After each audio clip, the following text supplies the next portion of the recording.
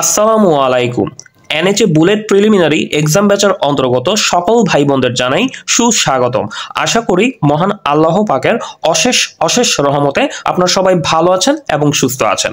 আজকে আমি মূলত 10 তারিখে যে প্রথম ওএমআর বেসড পরীক্ষা নতুন ব্যাচে অনুষ্ঠিত হবে সেই পরীক্ষার পড়াগুলো ঠিক কিভাবে গোছাবেন, কোন কোন জায়গাকে সবচেয়ে বেশি গুরুত্ব দিবেন সে বিষয় নিয়ে আমি কথা বলবো। তো চলুন এই বিষয় নিয়ে কথা বলি। তো প্রথমত আমি যদি একটু ব্যাচের নিয়মকে 2 মিনিটে বলার চেষ্টা করি তাহলে যেটি দাঁড়ায় সেটি হচ্ছে আমাদের প্রথম ওএমআর বেসড পরীক্ষা অনুষ্ঠিত হবে 10 তারিখে। এই যে দেখেন এখানে কিন্তু লেখা আছে যে প্রথম ওএমআর বেসড পরীক্ষা হবে 10 তারিখে এবং এই পরীক্ষাটি কত মার্কসের হবে?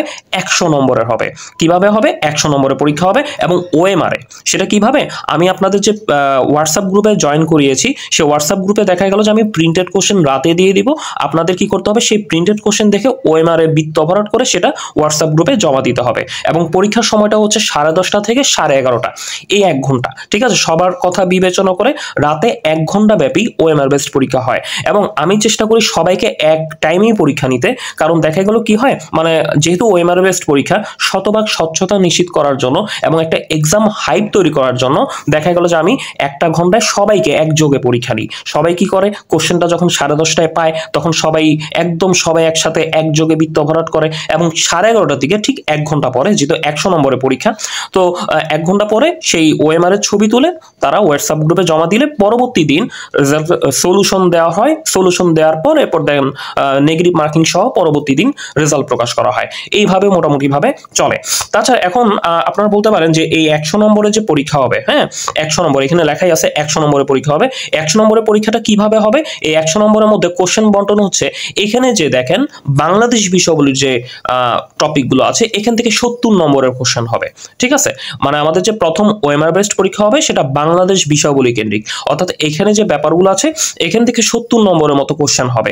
এখন প্রশ্ন হচ্ছে বাকি 30 নম্বর কোথা থেকে হবে? বাকি 30 নম্বর কোথা থেকে হবে সেটা কিন্তু দেখেন নিচে একটু লেখা ছিল যে ইংরেজি গণিত থেকে হচ্ছে 15 নম্বর, জব সলিউশন থেকে 15 নম্বর। এটা আমরা ডেইলি চর্চার মধ্যে রাখবো। ঠিক আছে, এখন কোন 15 নম্বর মানে কোথা থেকে কি হবে সেটা কিন্তু আমি হোয়াটসঅ্যাপ গ্রুপে আপনাদের জানিয়ে দিয়েছি। যেমন এই যে আমাদের যে বাংলাদেশ বিষয়াবলী যে টপিকটা, এখানের এই জায়গাগুলো পিডিএফ আপনাদের দাগিয়ে দিয়ে দেওয়া হয়েছে। আর এখন তো আমি আলোচনা করে দিব কোন জায়গাগুলো গুরুত্বপূর্ণ। হ্যাঁ, পিডিএফ দেওয়ার পরও আমি কিন্তু আলোচনা করে দিব এই জায়গাগুলো গুরুত্বপূর্ণ, এগুলা দেখবেন, এগুলা রিভিশন দিবেন। হ্যাঁ, এতে করে একদম পুরো মাইন্ডসেট আপনার ক্লিয়ার হয়ে যাবে আপনাদের। আর হচ্ছে এই যে বললেন যে এই জব সলিউশন, এই যে এখানে লেখা আছে রুটিনের সকল টপিকে হাইলাইটার দিয়ে লাল কালি দিয়ে দাগানো পিডিএফ, এটা আপনাদের অলরেডি প্রোভাইড করে দেওয়া হয়েছে হোয়াটসঅ্যাপ গ্রুপে। এবং ইংরেজি গণিত এবং জব সলিউশন, এখন ইংরেজি গণিত কতটুকু করবেন সেটা আমি কিন্তু হোয়াটসঅ্যাপ গ্রুপে আপনাদের দিয়ে দিয়েছি, যে পিডিএফ দিয়ে দেওয়া হয়েছে যে বাছাইকৃত অঙ্ক, বাছাইকৃত ইংরেজি, এটা কিন্তু আপনাদের দিয়ে দেওয়া হয়েছে যে আপনারা হচ্ছে কি করবেন। যেমন 10 তারিখ পরীক্ষা, তো এই যে 8 তারিখ থেকে কিন্তু আজকে আমাদের কার্যক্রম শুরু হয়েছে। তো 8, 9, 10 মানে 8 তারিখ, 9 তারিখ, 10 তারিখ এভাবে করে আপনারা বন্টন করে পড়তে পারেন। ঠিক আছে, এখন 8 তারিখ, 9 তারিখ, 10 তারিখে আপনারা কি কি পড়বেন ইংরেজি গণিতের জন্য, মানে 1টা ঘন্টা সময় বরাদ্দ করে, সেটা কিন্তু আপনাদের হোয়াটসঅ্যাপ গ্রুপে বলেই দেওয়া হয়েছে। দেখেন খুব সুন্দর করে আমি হোয়াটসঅ্যাপ গ্রুপে কিন্তু বলে দিয়েছি। দেখেন এই যে ইংরেজি গণিতের একটা পিডিএফ দিয়ে এখানে বলে দিয়েছি যে আপনার 8 তারিখে পিডিএফ এর পেজ 1 থেকে 4 পর্যন্ত করবেন, 9 তারিখে পিডিএফ এর পেজ এতটুকু করবেন এবং 10 তারিখে এতটুকু করবেন। ঠিক আছে, সো পার্ট সিতে যে কি কি করতে হবে সেটা কিন্তু আমি বলে দিয়েছি। হ্যাঁ, সো সমস্যা হওয়ার কথা না। এবং এখন প্রশ্ন হচ্ছে জব সলিউশনের জন্য কি পড়বো। যেহেতু এটা বাংলাদেশ বিষয়াবলী কেন্দ্রিক পরীক্ষা, তাই জব সলিউশন হিসেবে আপনাদের 40 থেকে 46তম বিসিএস আসা কোশ্চেনগুলোই আপনাদের পড়তে বলা হয়েছে জব সলিউশন পার্ট হিসেবে, যেটা পিডিএফ আপনাদের আমি দিয়ে দিয়েছি। অর্থাৎ ব্যাপারটা হচ্ছে 15 নম্বর কোথা থেকে থাকবে, এই যে একটু আগে যেটা দেখাইলাম, এই যে এখান থেকে যে ইংরেজি গণিতের যে ব্যাপারটা, এখান থেকে 15 নম্বরের মতো কোশ্চেন হবে। আপনারা ইংরেজি গণিত ডেইলি করছেন কিনা সেটা যাচাইয়ের জন্য মূলত আমি 15 নম্বরের মতো কোশ্চেন করব, যে আমি যে এই যে বললাম যে পিডিএফ এর এগুলো করতেছেন কিনা, মানে করছেন কিনা সেটা যাচাই করার জন্য কোশ্চেনে কিন্তু 15 নম্বর থাকবে, যে আপনারা কেমন করছেন, বুঝতে পারতেছেন কিনা, হ্যাঁ সেটার জন্য। এরপর জব সলিউশন থেকে ইংরেজি গণিতের ব্যাপারটা তো ক্লিয়ার করে দিলাম। জব সলিউশন হচ্ছে 40 থেকে 46তম বাংলাদেশ বিষয়াবলীর প্রশ্ন, ওইখান থেকে 15 নম্বরের মতো কোশ্চেন হবে। ঠিক আছে, এই যে এখানে যেহেতু আমি বলেই দিয়েছি যে জব সলিউশন হিসাবে আপনাদের কি দিলাম 40 থেকে, এই যে প্রথম ওএমআর বেসড পরীক্ষার জন্য 40 থেকে 46। ঠিক তেমনি পরের ওএমআর বেসড পরীক্ষা আমি আবার হয়তো অন্য বিসিএস দিব বা প্রাইমারি দিব, খাদ্য দিব, এরকম ব্যাপারটা দেখা গেলো যে এটা আমার নিজের মতো করে আমি বন্টন করে দিতে থাকবো, আপনারা সেভাবে পড়তে থাকবেন তাহলেই হবে। আর বাকি 70 নম্বর হবে এইখান থেকে। ঠিক আছে, আশা করি বুঝতে পেরেছি যে মূলত প্যাটার্নটা কেমন গ্রুপের। হ্যাঁ, দেখা গেল যে 10 তারিখ পরীক্ষা হবে, 100 নম্বরের পরীক্ষা হবে, 100 নম্বরের মধ্যে 70 নাম্বার থাকবে এখান থেকে, 15 নাম্বার থেকে ইংরেজি গণিত, 15 নাম্বার থাকবে জব সলিউশন। এটা প্রতিটা পরীক্ষায় মেনটেন করা হবে। একটা দুইটা পরীক্ষায় ভ্যারিয়েশন থাকতে পারে, সেটা আসলে দেখা গেল কি একই জিনিস টানতে থাকলে অনেক সময় একটা একঘেয়েমিতা কাজ করে। সেই একঘেয়েমিতা দূর করার জন্য দেখা গেলো যে বেশ কিছু ইনিশিয়েটিভ গ্রহণ করা হয়, যেটা আমাদের ব্যাচ 1, 2, 3, 4 দেখতে পেয়েছে। ঠিক আছে, সো তারা খুব ভালো মতোই জানে যে একঘেয়েমিতা দূর করার জন্য আমি বেশ কিছু পদক্ষেপ গ্রহণ করি, বেশ কিছু পরীক্ষা গ্রহণ করি এবং ভাই বোনদের জন্য কাজ করি। এটা তারা খুব ভালো মতোই জানে। ব্যাচ 5ও ইনশাল্লাহ সেটা বুঝতে পারবে। আচ্ছা, এখন প্রশ্ন হচ্ছে আমরা কিভাবে কি পড়বো সেটা একটু বলে দিই। প্রথম কথা হচ্ছে এই যে পড়াগুলো, আচ্ছা এই পড়াগুলো আমরা কিভাবে গোছাবো। পিডিএফ আপনাদের দিয়ে দেওয়া হয়েছে, দাগানো পিডিএফ দিয়ে দেওয়া হয়েছে, সমস্যা থাকার কথা না, তবুও আমি একটু বলে দিই। উপজাতি, এখানে বলা হয়েছে উপজাতি হয়তো প্রথম দিন 8 তারিখে হয়তো অর্ধেক পড়বেন, বাকি অর্ধেক হচ্ছে 9 তারিখে পড়বেন। এবং প্রশ্ন হচ্ছে উপজাতি থেকে আমি প্রিপারেশনটা কিভাবে নেব। উপজাতি থেকে প্রিপারেশন কিভাবে নেবেন সেটার জন্য আমি কিন্তু একটা আমার পিডিএফ দিয়েছি। ঠিক আছে, একটা পিডিএফ দিয়ে দিয়েছি এবং একটা পোস্ট দিয়েছি। আমি যদি একটু দেখাই আপনাদেরকে, আচ্ছা সিক্রেট গ্রুপে কিন্তু দিয়ে দেওয়া হয়েছে। হ্যাঁ, এই যে দেখুন, এই যে দেখুন উপজাতিতে আবাসস্থল মনে রাখার টেকনিক, যে টেকনিকটা আমার বানানো এবং এটাই কিন্তু বিভিন্ন গ্রুপের সব থেকে বেশি শেয়ার হয়েছিল। বিভিন্ন গ্রুপেই দেখবেন উপজাতি নিয়ে বানানো যে টেকনিকটা সেটা কিন্তু আমার করা। এটাই কিন্তু অনেক জায়গায় দেখবেন যে ইয়া করা হয়েছিল, শেয়ার করেছিল, অনেক জায়গা থেকে অনেক ভাই বোন দেখেছে। তো এখানে দেখেন চাকমা উপজাতিদের এই গুরুত্বপূর্ণ উপজাতি আবাসস্থল মনে রাখার টেকনিক। আপনি উপজাতি থেকে প্রথমত যে টপিকটা পড়বেন সেটা হচ্ছে এইটা, এই যে উপজাতিরা কোথায় থাকে। হ্যাঁ, কারণ এই জায়গাটা থেকে কিন্তু বিসিএস এ 1 মার্কসের মতো কোশ্চেন হয়। ঠিক আছে, আপনি খুব ভালো মতোই জানেন যে চাকমার উপজাতিদের বাসস্থান কোথায়, মারমাদের কোথায়, ত্রিপুরাদের কোথায়। হ্যাঁ, এরকম ধরনের কোশ্চেন কিন্তু হয়। সো দেখেন এই চাকমাদের উপজাতির চাকমারা কোথায় কোথায় থাকে, খাগড়াছড়ি, রাঙ্গামাটি, বান্দরবান, কক্সবাজার। টেকনিকটা হচ্ছে চাকমা পেলো খারাপ বাক্স। এখন এই খারাপের খা থেকে খাগড়াছড়ি, রা থেকে রাঙ্গামাটি, এরপর বা থেকে হচ্ছে বাগেরহাট, এই কক্সস থেকে কক্সস বাজার। ঠিক আছে, দেখেন এখানে কিন্তু আমি টেকনিক আকারে সুন্দর করে লিখে দিয়েছি। তো আপনারা যখন এটা পড়বেন তো দেখা গেল যে এই যে মনে রাখার যে কৌশলটা জানার কারণে আপনাদের কিন্তু এটা পড়তে বেশি সময় লাগবে না। আমরা জানি যে খুব পেইনফুল টপিক কিন্তু উপজাতি থেকে এই টপিকটাই। হ্যাঁ, যে আবাসস্থলগুলো আমরা কিভাবে মনে রাখবো, কে কোথায় থাকে, তাই না? প্যাচ লাগে না? এটা সকল ভাই বোনদের কিন্তু প্যাচ লাগে। সো আমি কি করেছি, এখানে আপনাদের লিখে দিয়েছি এবং এটারও একটা কি করেছি পিডিএফ আপনাদের দিয়ে দিয়েছি। দেখেন পিডিএফ কিন্তু আপনাদের হোয়াটসঅ্যাপ গ্রুপে দিয়ে দেওয়া হয়েছে। ঠিক আছে, এটা আমি উন্মুক্তও করেছিলাম আমার পেজে। এই যে দেখেন, এই দেখেন, হ্যাঁ এটা আপনাদের কিন্তু পিডিএফ দিয়ে দিয়েছি। কি কি পড়তে হবে উপজাতি থেকে? প্রথমত উপজাতি থেকে যখন প্রিপারেশন নিতে যাবেন আপনাদের প্রথমেই পড়তে হবে এই ছকটা, আমার দেওয়া হাই বোল্ডের ছক। এটা কি আবাসস্থল। এই যে আবাসস্থল তো কিভাবে মনে রাখতে হবে সেটা একটু আগেই দেখলেন, সিক্রেট গ্রুপে পেয়ে যাবেন, এখানেও লেখা আছে।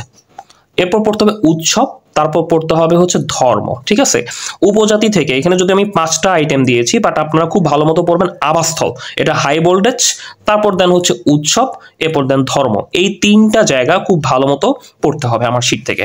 ঠিক আছে, তো এই 3টা জায়গা খুব ভালো মতো পড়বেন। 3টা জায়গা ভালো মতো পড়লে এখান থেকেই বেসিক্যালি কোশ্চেন হয় উপজাতির। ঠিক আছে, সময়টা একটু বেশি এফোর্ট দিয়ে এই স্মার্ট পড়াটা পড়বেন। এই হাই ভোল্টেজ ছকটা পড়লে আমাদের উপজাতিতে পড়া কিন্তু অনেকটাই হয়ে যায়। এখন আবাসস্থল মনে রাখা কৌশল তো দিয়ে দিলাম। উৎসবের জন্য উৎসবগুলো ভালো মতো পড়বেন। হ্যাঁ, আর ধর্ম সব জায়গায় দরকার হয় না। ধর্ম হচ্ছে বেসিক্যালি হচ্ছে এখানে ওই যে সনাতন ধর্মটা একটু ভালো মতো দেখলেন, এরপর দেন হচ্ছে যে জড়োপাসকের জায়গাটা একটু ভালো মতো দেখলেন, বৈষ্ণব ধর্মের জায়গাটা ভালো মতো দেখলেন, এই আর কি। এগুলো একটু বেশি বেশি আসে। তবে আমরা যে কাজটা করব, আবাসস্থল, উৎসব আর ধর্ম, ভাষা এবং হচ্ছে আমাদের বংশধর না পড়লেও চলে। তবে আমি যেহেতু এখানে 70 নম্বরের প্রশ্ন করব, তো আমি হয়তো একটা দুইটা এখান থেকে দিতে পারি, বাট মেইন পরীক্ষায় বেসিক্যালি এগুলো থেকে প্রশ্ন হয় না। তবে ভাষা থেকে যদি বলেন যে ইম্পর্টেন্ট 2-3টা জিনিস বলেন, এই যে গারোদের ভাষা কি, এটা একটু ইম্পর্টেন্ট, এবং হচ্ছে এই যে ককবরকের জায়গাটা, ত্রিপুরাদের ভাষা কি এটা, সাঁওতালদের ভাষা কি এটা, এবং হচ্ছে এই যে মণিপুরীদের ভাষা কি, বিষ্ণুপ্রিয়া। এই 4টা ভাষা খুবই গুরুত্বপূর্ণ। একদম না পড়া চাই, অ্যাটলিস্ট এই 4টা পড়েন, এই 4টা পড়লেই হবে। আর আবাসস্থল, উৎসব আর ধর্ম বাদ দেওয়া যাবে না, এটা ভালো মতো পড়তে হবে। ঠিক আছে, বিশেষ করে আবাসস্থল তো একদম পুরা 100%। উৎসব হচ্ছে second best important, third best important ধর্ম, ফোর্থ বেস্ট হচ্ছে ভাষা। ভাষা থেকে কোনগুলো দেখবেন সেটা আমি এখন কিন্তু বলে দিলাম। হ্যাঁ, সো এগুলো দেখলেই মোটামুটিভাবে আপনার উপজাতির পড়া কিন্তু প্রায় 80% শেষ। সবচেয়ে মজার সত্য কথা যে এই ছকটার ভিতরেই যে জিনিসটা আছে 80 থেকে 90% পড়া কিন্তু শেষ, কারণ পরীক্ষার প্রশ্ন কিন্তু এখান থেকেই হয়। তারপরও আমরা ফর অ্যাভয়েডিং রিস্ক আরও কয়েকটা জায়গা দেখব। সেটা কিভাবে দেখব, বেসিক ভিউ থেকে বা বিভিন্ন বই থেকে দেখে নিব। সেটা কিভাবে দেখবো আমি একটু জাস্ট যদি আপনাদের বলে দিই। ব্যাপারটা হচ্ছে এই যে, ওকে, আশা করি এই ভিডিওগুলো আপনাদের মাইন্ড সেট আপ ক্লিয়ার করতে হেল্প করবে। ঠিক আছে, আমরা হয়তো বলে দিই যে উপজাতি থেকে প্রশ্ন হবে 2 নাম্বার, এখন কোন জায়গা থেকে হবে সেটা অনেকে বলে দিই, বাট কোন লাইনগুলো দেখতে হবে, কোন অ্যাপ্রোচে দেখতে হবে সেটা কিন্তু আমরা কেউই সচরাচর বলতে চাই না বা বলি না। হয়তো সেটা হয়ে যায়, বাট এই ভিডিওগুলো হেল্প করে যে আপনাদের মাইন্ড সেট আপটা কেমন হবে। ঠিক আছে, এটা মোটামুটি যারা যুক্ত হয়েছে তারা কিন্তু জানে বিষয়টা। আচ্ছা, সো আমরা একটু যদি দেখি, যদি উপজাতি থেকে আমি একটু বের করি, এখন বই দাগিয়ে কিন্তু এই যে আপনাদের দাগিয়ে দিব এইভাবে করে। হ্যাঁ, পুরো বইটা কিন্তু দাগানো আছে, যেগুলো দাগানো নেই সেটা আপনাদের দাগিয়ে আমি দিয়ে দিব। আচ্ছা, একটু বের করি, কোথায় উপজাতি, এই যে চলে এসেছে। আচ্ছা, উপজাতি থেকে এই যে দেখেন, উপজাতি থেকে এই যে সংবিধানের কত নং অনুচ্ছেদে উপজাতি নিয়ে কথা বলা হয়েছে, বিশ্ব আদিবাসী দিবস কবে, এই দুইটা জায়গায় একটু ভালো মতো দেখবেন। তবে একটু ইম্পর্টেন্ট হচ্ছে সংবিধানের কত নং অনুচ্ছেদে অনগ্রসর জাতি বা উপজাতি নিয়ে কথা বলা হয়েছে। আর এখান থেকে দেখবেন হচ্ছে এই লাইনটা, সবচেয়ে বৃহত্তম গোষ্ঠী কোনটা, দ্বিতীয় কোনটা, তৃতীয় কোনটা, চতুর্থ কোনটা, এই সিরিজটা একটু ইম্পর্টেন্ট। হ্যাঁ, এটা একটু বেশি ইম্পর্টেন্ট। আর একটু দেখে নেবেন সবচেয়ে বসবাস করে কোথায়, সবচেয়ে সংখ্যাগত দিক থেকে সবচেয়ে কম কোথায়। হ্যাঁ, এই দুইটা জায়গায় একটু ভালো মতো দেখবেন। ঠিক আছে, আচ্ছা, এই জায়গাটা কি এখানে আর পড়ার দরকার আছে? এই জায়গাটা থেকে যদিও আপনাদের আমি একটা ছক করে সুন্দর মতো দিয়ে দিয়েছি, ওই ছকের বাইরে বেশ কিছু উপজাতি আছে, যেমন এই যে কোচ, এটা কিন্তু পরীক্ষায় আসে না, বাট তাও আমরা একটু পড়বো কোচ উপজাতি কোথায় কোথায় থাকে। এখান থেকে কোচটা একটু পড়বেন, আর এখান থেকে খিয়াংটা একটু দেখবেন। মানে ওই ইম্পর্টেন্ট ছকের বাইরে যদি অগুরুত্বপূর্ণ প্রশ্ন পরীক্ষায় চলে আসে, সেগুলো কমন পাওয়ার অ্যাপ্রোচটা আমি বলে দিচ্ছি। কোচটা একটু দেখবেন, কোচ কোথায় কোথায় থাকে, শেরপুর, এই জায়গাটা খুবই গুরুত্বপূর্ণ। এবং এখানে যে স্টার দেওয়া আছে তার মানে কোচ উপজাতিরা সবচেয়ে বেশি এখানে থাকে। ঠিক আছে, তারপর দেন হচ্ছে খিয়াং এর ব্যাপারটা একটু দেখলেন। তারপর হচ্ছে আমাদের এখান থেকে দেখতে হবে এই যে গারো চাকমা, এগুলো আমরা দিয়ে দিয়েছি। তঞ্চঙ্গা এটা একটু দেখতে পারেন। হ্যাঁ, আচ্ছা, এই তো এই 3টা জিনিস, আর মুন্ডা দেখতে পারেন। হ্যাঁ, 4টা। ঠিক আছে, তারপর হচ্ছে রাখাইন, এগুলো বলা হয়েছে। মাহাতোটা একটু মোটামুটি দেখতে পারেন, আর মোটামুটি নেই। মানে দেখা গেলো যে হাই ভোল্টেজ ছক পড়ার পর এই যে আমি যেই 5টা এখন মেনশন করলাম, সেই 5টার একটু আবাসস্থলটা মনে রাখলেই হবে, কারণ এই 5টা সচরাচর পরীক্ষা আসে না, বাট অগুরুত্বপূর্ণ জায়গা থেকে প্রশ্ন হলে এই জায়গাগুলো কিন্তু আসতে পারে। ওকে, তারপর দেন হচ্ছে আপনারা দেখবেন হচ্ছে বাংলাদেশে কয়েকটি উপজাতির বসবাসের, কারা কারা বাংলাদেশে কোন কোন উপজাতি থাকে যে দাগানো আছে কিন্তু, পাঙ্গন, লাউয়া, মিকির, কাছারি। ঠিক আছে, আর উপজাতির সংখ্যাটা একটু দেখবেন কোন উপজাতিতে কতজন আছে। এরপর এই জায়গাটা একটু দেখবেন যেগুলো স্টার মার্ক করা আছে, দেখেন স্টার মার্ক, মাতৃতান্ত্রিক উপজাতি কারা, খুবই ইম্পর্টেন্ট। এরপর দেন হচ্ছে এই যে উপজাতিদের মধ্যে বিবাহ বিচ্ছেদের প্রচলন আছে, একমাত্র মুসলিম উপজাতি যে পাঙ্গন সেটা। হ্যাঁ, এগুলো একটু ভালো মতো একটু দেখবেন। ঠিক আছে, আচ্ছা, তারপর হচ্ছে কি দেখতে হবে, এগুলো তো আর এখন আপনাদের পড়া দরকার নেই, কারণ আমি হাই ভোল্টেজ ছকে এগুলো দিয়ে দিয়েছি। তবুও যেমন হচ্ছে এই যে কোন জায়গাগুলো দেখতে পারেন, সেটা হচ্ছে জুম চাষের ব্যাপারটা একটু দেখতে পারেন, কারণ এই যে বংশধর, ভাষা, পরিবার, ধর্ম, এগুলো সব আমি কিন্তু এখানে দিয়ে দিয়েছি। এখান থেকে আপনারা একটু দেখতে পারেন সেটা হচ্ছে গ্রাম প্রধান হিসেবে কে অনেক সময় আসে, সো এটা একটু দেখতে পারেন কারবারির জায়গাটা। এরপর গারো থেকে ওই যে বংশধর, ভাষা, পরিবার, এগুলো কিন্তু সব আমি ওই আমার হাই ভোল্টেজ ছকে দিয়ে দিয়েছি, আর নতুন করে এখান থেকে পড়া লাগবে না। তবে এখান থেকে হয়তো এই যে তারা যে মান্দি নামে পরিচিত সেটা একটু দেখলেন, ঐতিহ্যবাহী ধর্মের নাম যে সাংসারিক এটা একটু দেখলেন, তাদের প্রধান দেবতা যে তাতুরা রাবুগা সেটা একটু দেখলেন। হ্যাঁ, এই দুইটা, যদিও সাংসারিকের ব্যাপারটা আমি ইয়াতে দিছি, ওই যে শীটে দিয়ে দিয়েছি আর কি। আচ্ছা, গোত্র বিবাহ নিষিদ্ধ কিন্তু গারো সমাজে, এটা একটু দেখলেন। মানে ওই হাই ভোল্টেজ ছক পড়ার পর কিছু লাইন একটু দেখতে হবে, যেমন আমি বললাম যে চাকমা থেকে আপনি এটা দেখলেন, গ্রাম প্রধানটা একটু দেখলেন। ঠিক আছে, এটা। এরপর দেন হচ্ছে গারো থেকে এই কয়েকটা লাইন যেগুলো হাই ভোল্টেজ সেটা একটু দেখলেন। ঠিক আছে, তারপর হচ্ছে ত্রিপুরা থেকে ওই যে এখানে এক্সট্রা কোনো লাইন পড়া লাগবে না, মারমা থেকে কোনো এক্সট্রা লাইন পড়া লাগবে না। এরপর দেন ওরাও থেকে কোনো এক্সট্রা লাইন পড়া লাগবে না। এই যে গ্রামের প্রধানকে কি বলা হয়, মাহাতো, এটা একটু দেখলেন। তারপর দেন হচ্ছে মণিপুরি থেকে গোপী নাচের ব্যাপারটা একটু দেখলেন। ঠিক আছে, কারণ বাকিগুলো যেগুলো আমি ওই শীটে দিয়ে দিয়েছি সেটাই। হ্যাঁ, শীটে যেটা হাই ভোল্টেজ যেটা একটু আগে দেখালাম সেটা পড়লেই হবে। সাঁওতাল থেকে বেসিক্যালি আসলে গ্রাম প্রধান, এই যে গ্রাম পঞ্চায়েত, এই ব্যাপারটা একটু দেখলেন। রাখাইন থেকেও দরকার নেই। এরপর দেন হচ্ছে এটা দেখবেন, উপজাতিদের সাথে জড়িত প্রতিষ্ঠান। বিশেষ করে আমাদের কিন্তু প্রথম 3টা বেশি ইম্পর্টেন্ট। এই যে উপজাতীয় সাংস্কৃতিক প্রতিষ্ঠান, এর অবস্থান কোথায়, 25টা সালের চেয়েও সবচেয়ে বেশি ইম্পর্টেন্ট অবস্থানটা কোথায়, এটা একটু ভালো মতো দেখলেন। প্রথম 3টে একটু গুরুত্ব দিলেন। যাদের সময় থাকবে তারা 1 2 3 5 7 দেখবেন, এখানে দাগানোই আছে। আর যারা সময় কম পান তারা অ্যাটলিস্ট প্রথম 3টা ভালো মতো দেখবেন, তাহলেই হবে। তো এই তো মোটামুটি ভাবে উপজাতি। এবং এখানে দেখেন এই যে এটা কিন্তু অতটাই গুরুত্বপূর্ণ টপিক না, তবুও এখানে আমি যেগুলো এই যে হাইলাইটার দিয়ে মার্ক করেছি সেটা একটু দেখবেন, ঠিক আছে? সেগুলো দেখলেই হবে। তবে যাদের সময় থাকবে না তাদের না পড়লেও চলবে, কারণ এই জায়গা থেকে প্রশ্ন বেশি একটা হয় না। পার্বত্য চট্টগ্রাম বিষয়ক মন্ত্রণালয় খুবই গুরুত্বপূর্ণ টপিক। কোনটা দেখবেন, গঠন কবে হয়েছিল এটা, এবং হচ্ছে বেসিক্যালি এখান থেকে দেখতে পারেন যে বর্তমান চেয়ারম্যান, সদস্য, হ্যাঁ, এগুলো একটু দেখলেন আর কি। আর এই যে শান্তি চুক্তির জায়গাটা দেখলেন, মোট ধারা কয়টি, স্বাক্ষর কবে, এই জায়গাগুলো একটু ভালো মতো দেখবেন, ঠিক আছে? আমি স্পেসিফিক করে কিছু নাম বলে দিচ্ছি, এই জায়গাগুলো কিন্তু বারবার করে লিখে লিখে পড়বেন, তাহলেই হবে। এই তো মোটামুটি ভাবে উপজাতি থেকে আমাদের পড়া শেষ, ঠিক আছে? তারপর আমাদের পড়তে হবে জনসংখ্যা। জনসংখ্যা থেকে কি পড়বেন, দেখেন উপজাতি কিন্তু বলে দিয়েছি কিভাবে কি পড়বেন। জনসংখ্যা থেকে কি পড়বেন, জনসংখ্যা থেকে আমরা একটু তাড়াতাড়ি বলে দিই।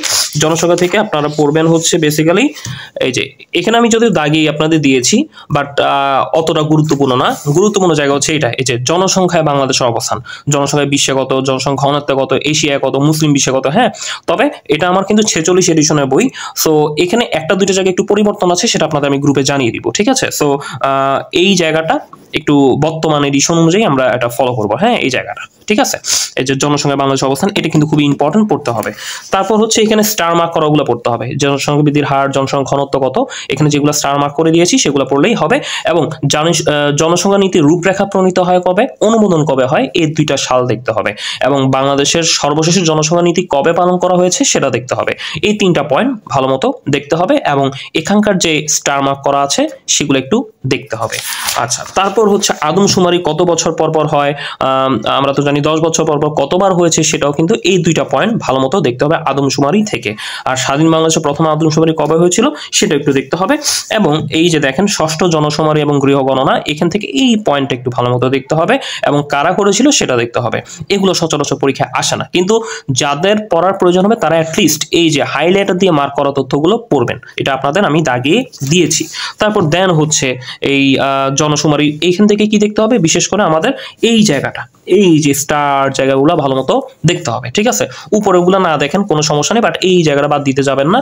এই যে জনসংখ্যা বৃদ্ধির হার কোন বিভাগে বেশি, কোন বিভাগে কম, এটা কিন্তু আমাদের বিশেষ পরীক্ষা কোশ্চেন হিসেবে আসছে, ঠিক আছে? সো এটা কিন্তু শুধু যে আমি বিসিএস এর জন্য বলছি তা না, এটা যে কোনো জবে কাজে লাগবে। উপজাতি থেকে পড়লে প্রিপারেশন এই বিসিএস এর জন্য এইভাবে পড়লে বাকি জবগুলোতেও কিন্তু আপনার এইভাবে কভার হয়ে যাবে, সো সমস্যা নেই, ঠিক আছে? সো এই জায়গাটা একটু ভালো মতো, এই যে এই জায়গাটা দেখেন, এই যে স্টার মার্ক করা এই ছকটা, ঠিক আছে?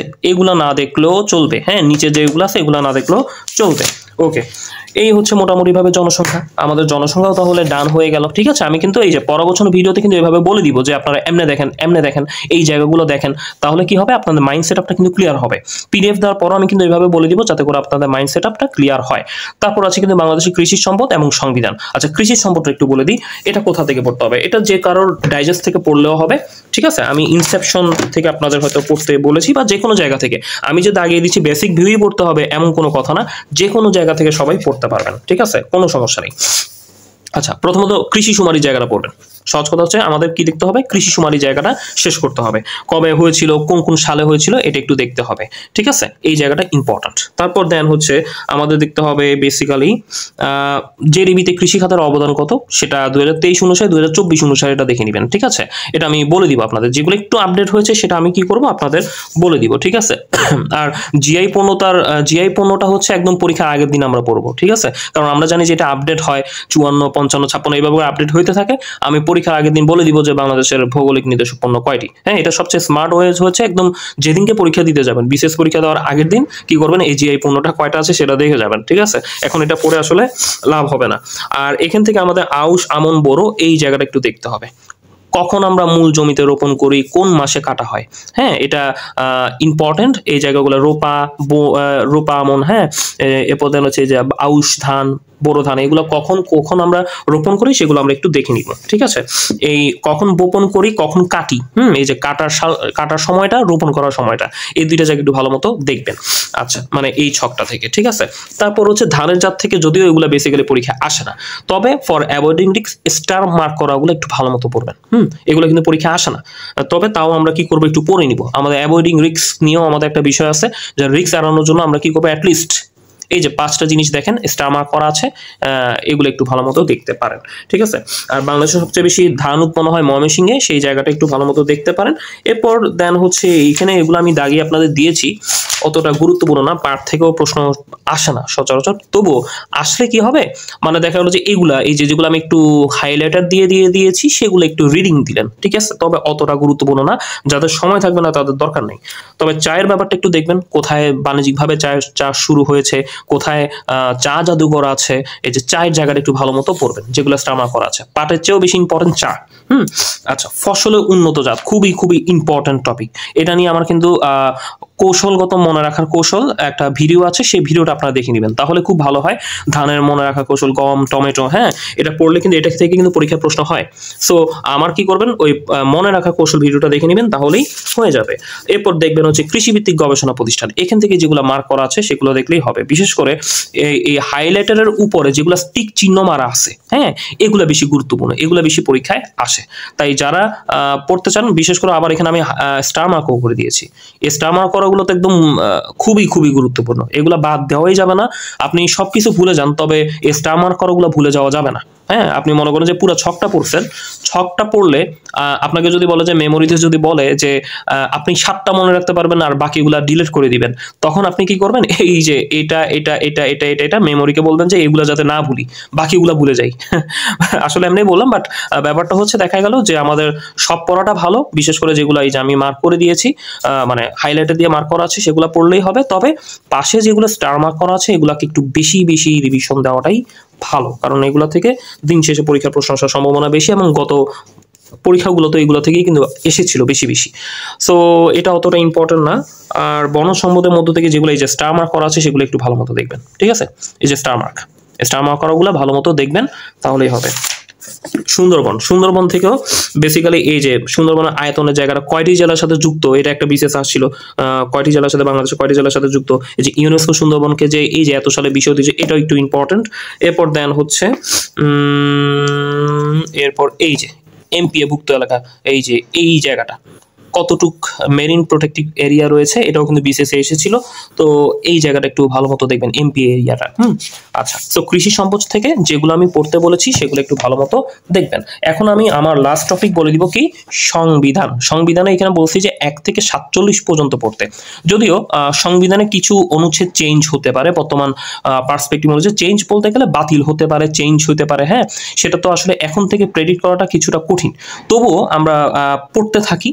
যখন একদম বাতিলের ঘোষণা দিবে যে এই অনুচ্ছেদগুলো চেঞ্জ হয়ে গেছে, তখন আমরা হয়তো ভালো মতো বুঝতে পারবো। ঠিক আছে, আমরা হয়তো হ্যাঁ প্রেডিক্ট করতে পারি যে এগুলো বাতিল হইতে পারে, বাট তবুও আমাদের যে স্বাভাবিক পড়া 1 থেকে 47 পর্যন্ত সেগুলো আমরা পড়বো। এখন কোনগুলো বেশি গুরুত্ব দিব সেগুলো একটু বলে দিচ্ছি 1 থেকে 47-এর মধ্যে। আচ্ছা, এখানে কিন্তু সংবিধান 1 থেকে 47 এবং প্রাথমিক আলোচনাও ছিল। প্রাথমিক আলোচনার মধ্যে অ্যাটলিস্ট হচ্ছে আপনারা কি যে জিনিসগুলো দেখবেন সেটা আমি একটু বলে দিই। এই যে এই জায়গাগুলো, এই যে এই জায়গাটা একটু ভালো মতো দেখবেন, স্টার মার্ক করা আছে, এই স্টার মার্ক করাটা, হ্যাঁ, এই জায়গাটা এবং এইটা। ঠিক আছে, আবার এই যে গণপরিষদ আদেশ জারিকরণ কে, হ্যাঁ, এটা। তারপর এই যে লাস্টের লাইনটা। ঠিক আছে, ওকে, এগুলো কিন্তু স্টার মার্ক করে দিচ্ছি। স্টার মার্ক এখান থেকে আপনার ছক থেকে এই যে স্টার মার্ক করাগুলো, 10 এপ্রিলের ঘটনা, 12 অক্টোবর, 14 নভেম্বর, 16 ডিসেম্বর, খুব ইম্পর্টেন্ট তারিখগুলো, কোথায় কি হয়েছে সেটা আমরা। এরপর দেন হচ্ছে এই ছকটা আমরা ভালো মতো দেখবো, যেগুলো বিশেষ করে যে টিক চিহ্ন দিয়ে আসা লাল কালি দিয়ে, সেগুলো একটু ভালো মতো দেখবো। ঠিক আছে, তারপর হচ্ছে এইখানে স্টার মার্ক করাগুলো সংবিধানের মূলনীতি, তফসিল, সংশোধনী, হ্যাঁ, এই জায়গাগুলো আমরা একটু ভালো মতো দেখবো। ঠিক আছে, যেগুলো স্টার মার্ক করা আছে। ঠিক আছে, এই আর কি। তারপর হচ্ছে আমরা 1 থেকে 47-এর মধ্যে কি কি দেখবো, এই যে দেখেন, রাষ্ট্রধর্ম, রাষ্ট্রভাষা আসতে পারে। রাষ্ট্রভাষা সংবিধানে কত নং অনুচ্ছেদে বলা হয়েছে, 3 নং অনুচ্ছেদে, এটা। তারপর দেন হচ্ছে আমাদের এই যে 7 নিয়ে কথা চলছে, এটা সম্ভবত বাতিল হচ্ছে। সো এটা এখন আমাদের জন্য আসলে অতটা গুরুত্বপূর্ণ না, তবে একটা রিডিং দিয়ে রাখবো। আর 4-এর যে অনুচ্ছেদ সেটা কিন্তু বর্তমান সময় অনুযায়ী আসলে একটু কম গুরুত্বপূর্ণ, যদিও আগে অনেক গুরুত্বপূর্ণ ছিল, বাট এখনকার সময়ের জন্য একটু কম গুরুত্বপূর্ণ কিছুটা। আচ্ছা, তবে আমরা রিডিং দিব, বেসিক্যালি কোনগুলো দেখবো, এই যে বলে দিয়েছি 2 নাম্বার, 3 নাম্বার, তারপর হচ্ছে আমাদের হচ্ছে 4 নাম্বার, ঠিক আছে। আর এটা যেহেতু বাতিলের আশঙ্কা আছে, এগুলা এখন না দেখলেও চলবে, ঠিক আছে। এই 7টা থেকে 2, 3, 4 দেখবেন। তারপর হচ্ছে জাতীয় পতাকার যেই গৃহীত হয়েছিল, ওই যে সরকারিভাবে গৃহীত হয়েছে কবে, সেই তারিখটা একটু দেখলেন, কয়টা তারকা চিহ্ন আছে সেটা একটু দেখলেন জাতীয় প্রতীকে, হ্যাঁ। এরপর জাতীয় পতাকার ডিজাইনার, এই প্রতীকের এই জায়গাটা একটু ভালো মতো দেখলেন, জাতীয় মনোগ্রামের ডিজাইনারকে সেটা একটু দেখলেন। তারপর হচ্ছে আমাদের এখান থেকে দেখতে হবে যে এখানে দেখেন 8 থেকে কিন্তু 25-এর মধ্যে কোনগুলো গুরুত্বপূর্ণ। 8 নাম্বারটা ইম্পর্টেন্ট, মূলনীতি সমূহ, যদিও এটাও আসলে চেঞ্জের একটা ব্যাপার চলতেছে, আমরা একটু হালকা জেনে রাখি, হ্যাঁ। পরে চেঞ্জ যদি হয়ে যায় বা বাতিল হইলে তো তখন আমরা বুঝতে পারবো। 15 নাম্বারটা ইম্পর্টেন্ট, 17, 18, 19, এরপর 22, 25, ঠিক আছে। এগুলো একটু ভালো মতো দেখতে হবে, ঠিক আছে। তারপর মৌলিক অধিকার 27 থেকে 27-এর অনুচ্ছেদটা, এটা ইম্পর্টেন্ট।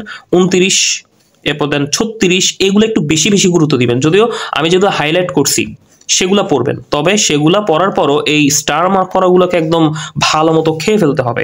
এই যে এখানেও কিন্তু দাগানো আছে, ঠিক আছে। এখান থেকেও 1-2টা অনুচ্ছেদ চেঞ্জের একটা আলোচনা চলছে, চেঞ্জ হলে আমরা জানতে পারবো এবং গ্রুপেও জানিয়ে দেবো ইনশাল্লাহ, হ্যাঁ। সো এগুলো একটু ভালো মতো দেখলেন, ঠিক আছে। এই তো 47 পর্যন্তই ছিল, যেগুলো আমি স্টার মার্ক করেছিলাম সেগুলো একদম ভালো মতো পড়বেন। আর যেগুলো তো হাইলাইটার ছিল, মানে বিশেষ করে আমি যেটা আহ্বান করবো, হাইলাইটার দিয়ে যেই মার্ক করা আছে সেই পড়াগুলো ভালো মতো পড়তে, সেগুলো একদম ডিটেলস পড়া। এরপর সেই ডিটেলস পড়ার পর রিভিশন হিসেবে এই লাল কালি মার্ক করাগুলো গুরুত্বপূর্ণ, ঠিক আছে। বিষয়টা আমি বুঝাতে পেরেছি নিশ্চিতভাবে, যে এই আমরা পড়বো, যারা বেশি সময় পান তারা কিন্তু এই হাইলাইটারগুলো পড়বেন। হাইলাইটারগুলো পড়ার পরে তারা যখন রিভিশন করতে যাবেন তখন স্টার মার্ক করাগুলা, ঠিক আছে। আর যাদের সময় কম থাকে, যারা জব করেন বা সময় কম থাকে, তারা খালি শুধুমাত্র এই স্টার মার্ক করাগুলো পড়লেই হবে, কারণ তারা যেহেতু ডিটেলস পড়ার সময় পাচ্ছেন না, তারা অ্যাটলিস্ট হচ্ছে কি করবেন, আমার পিডিএফে দেখানো স্টার মার্ক করাগুলো বা ভিডিওতে আমি যেগুলো একটু হাইলাইট করেছি সেগুলো একটু দেখলেই হবে। তো এই হচ্ছে মোটামুটিভাবে ব্যাপার। এখনো কিন্তু ব্যাচে ভর্তি হওয়া যাচ্ছে বা অ্যাডমিট হওয়া যাচ্ছে 10 তারিখ পর্যন্ত, বা 10 তারিখ অনেকে কি করে, ওই প্রথম ওএমআর বেস্ট পরীক্ষার পরেও অ্যাডমিট হয়, এরকম রেকর্ড থাকে। তো দেখা গেল যে যাদের মনে হবে যে আসলে যুক্ত থেকে পরীক্ষা দেওয়ার মাধ্যমে বা দেখা গেল যে এই পিডিএফ কিংবা এই ভিডিওর মাধ্যমে পড়াগুলো নিজের মতো ভালো মতো গুছাতে পারবেন, তারা যুক্ত হতে পারেন। না হলে আপনারা নিজেরা বাসায় ভালো মতো পড়তে পারেন, কোনো সমস্যা নেই। ভাইয়া তো আপনাদের হচ্ছে রুট ম্যাপগুলোই আমি দিচ্ছি আমার জায়গা থেকে, এগুলো সম্পূর্ণভাবে ফ্রি, এগুলো আমি দিয়েই যাবো, সমস্যা নেই, হ্যাঁ। যারা বাসায় পড়তে পারেন বাসায় পড়বেন, আর যারা বাসায় একা একা পড়া হবে না, তারা অ্যাটলিস্ট এভাবে যুক্ত হয়ে আসলে পড়তে পারেন, হ্যাঁ। প্রথম ভিডিও তো আমি একটু ডিটেলস বলছি, পরের ভিডিওগুলোতে দেখা গেলো যে হয়তো জাস্ট হচ্ছে ওই যেগুলো দরকার সেগুলো নিয়ে কথা বলবো, কারণ নিয়ম কানুন একটু বলে দিয়েছি তো, কারণ পরের ভিডিওতে তো আর নিয়ম কানুন বলা লাগবে না, কারণ আপনারা তখন নিয়ম কানুন বুঝেই যাবেন, তখন আমার নিয়ম কানুনের পোর্শনগুলো স্কিপ থাকবে। জাস্ট হচ্ছে বলে দিব যে এগুলো কিভাবে গুছাবেন, সেগুলোই জাস্ট বলে দেওয়া হবে। এখানে আমি নিয়ম কানুন বলছি, কখন পরীক্ষা নিব, কি আসবে, সবকিছু বলে দিচ্ছি যাতে করে আপনাদের বোঝার সুবিধা হয়, ঠিক আছে। এই কারণে প্রথম ভিডিওটা মনোযোগ দিয়ে সবগুলোই দেখবেন, মানে প্রতিটা মিনিটই দেখবেন, তাহলে বুঝতে পারবেন যে আসলে বিষয়গুলো কি। তাছাড়া এই প্রতিটা পরীক্ষার সাথেই কিন্তু আমরা কি করব, এভাবে ইংরেজি গণিত জব সলিউশন আমরা কিন্তু চালাতে থাকবো। এতে করে কি হবে, আপনি ডেইলি কিন্তু ইংরেজি গণিত আর জব সলিউশনটা টাচের পর্যায়ে থাকবেন, ঠিক আছে। এটা হচ্ছে একটা বড় বিষয়। তাছাড়া আমাদের তো সামনে এই শেষে, তারপর এগুলোর উপর আমি কিন্তু পরীক্ষা নিব, এগুলো কিন্তু পরীক্ষা চলাকালীন সময় হয়তো ফাঁকে ফাঁকে বা শেষ সময় আমি এগুলো দিব অতিরিক্ত প্র্যাকটিসের জন্য, ঠিক আছে। এই আর কি কথা, ঠিক আছে। আর বিষয় হচ্ছে 47তম পর্যন্ত, যতদিন না 47তম বিশেষ হয় ততদিন পর্যন্ত এই জিনিসগুলো চলতে থাকবে, ঠিক আছে। আমাদের প্ল্যানিং হচ্ছে এই ফেব্রুয়ারি থেকে এপ্রিলের মধ্যেই সিলেবাসটা একবার শেষ করা, এর মধ্যে আমি আবার রিভিশন প্ল্যানও দিব, হ্যাঁ। রিভিশন প্ল্যানগুলো দেখে এরপর দেন হচ্ছে রিভিশন প্ল্যান কেমন হতে পারে সেটা আমি জাস্ট একটু আপনাদের যদি ডেমো দেখাই, যেমন হচ্ছে আমি যেমন একটু আগেই ব্যাচ 3-এ দিয়েছিলাম, বা সেটা আমি যদি একটু ডেমো দেখাই, ফোন থেকে আমি দেখাচ্ছি। সেটা হচ্ছে এই যেমন হচ্ছে এই যে দেখেন রিভিশন স্লট 5 দিয়েছিলাম, যে 8 নং ওএমআর বেস্ট পরীক্ষা তাদের শেষ হয়ে গিয়েছিল, তারপর বললাম যে সকাল রাত যে কোনো সময় রিভিশন করবেন। এই যে টপিক একটু আগে আপলোড করেছিলাম 1 ঘন্টা আগে। দেখেন টপিক 1 টপিক 2 এই যে টপিক কম্পিউটারে কি রিভিশন দিবেন, হ্যাঁ সেটা কিন্তু আমি বলে দিই যে সকাল রাতে এগুলো একটু ফাঁকে ফাঁকে রিভিশন দিতে থাকবেন, মানে পরীক্ষা পড়ার সাথে সাথে ফাঁকে ফাঁকে কি রিভিশন দিবেন সেটাও আমি বলে দিচ্ছি, ঠিক আছে? এটা কিন্তু বলে দেওয়া হয়, ঠিক আছে? আবার যে কোনো ব্যাচে, আবার অন্যান্য ব্যাচেও এইভাবে করে বলে দেওয়া হয় আর কি, হ্যাঁ। সো এটা কিন্তু আপনাদেরও দেওয়া হবে যে ইয়ার সাথে সাথে আমি কিন্তু এই যে যেমন হচ্ছে দেখেন এখানে আরেকটা দেখেন, এটা তো গুরুত্বপূর্ণ জায়গা চিহ্নিতকরণ, এটা না, এই যে রিভিশন প্ল্যান 1, এখানে কি করা হয়, এই যে দেখেন স্টেপ নং 1 বঙ্কিমচন্দ্র চট্টোপাধ্যায় কিভাবে রিভিশন দিবেন, এরপর মাইকেল মধুসূদন থেকে কি পড়বেন, হ্যাঁ এগুলা কিন্তু পরীক্ষা নেওয়ার পরও আমি কিন্তু আবার রিভিশন প্ল্যান দিই। মানে এটা কখন দিব, আপনাদের যখন প্রথম 2-3টা ওএমআর বেস্ট পরীক্ষা শেষ হবে তখন আমি এটা দিব। এগুলো দেওয়া শুরু করবো, ফাঁকে ফাঁকে এগুলো আবার রিভিশন দিতে থাকবেন। মানে আমি ফেব্রুয়ারি থেকে মার্চের মধ্যে একবার সিলেবাস শেষ করার চেষ্টা করব, ফাঁকে ফাঁকেও আরেকবার রিভিশন করানোর চেষ্টা করব। এতে করে কি হবে, স্মার্টলি কিন্তু মানে একবার রিভিশনের সাথে 2-3বার রিভিশন হয়ে যাবে, গুরুত্বপূর্ণ পড়াগুলো বারবার দেখা হবে। এরপর এপ্রিল থেকে জুন পর্যন্ত সম্ভবত 47-এর পরীক্ষা জুনে হতে পারে, তো ওই জুন পর্যন্ত ফাইনাল মডেল টেস্ট, এগুলো তো বিষয়ভিত্তিকভাবে চলতেই থাকবে। তারপর হচ্ছে রিভিশন প্ল্যানিং আবার দিতে হবে, কিভাবে পড়বেন কি আসে বিষয়, এভাবে চলতে থাকবে। তো আশা করছি খুব ভালো মতো লেগে থাকলে অনেক ভালো একটা আউটপুট নিয়ে যেতে পারবেন, ঠিক আছে? তো সৃষ্টিকর্তা সকলে মনে আশা পূরণ করুক এই কামনা করি, এবং আমার জন্য সবাই দোয়া রাখবেন। আসসালামু আলাইকুম।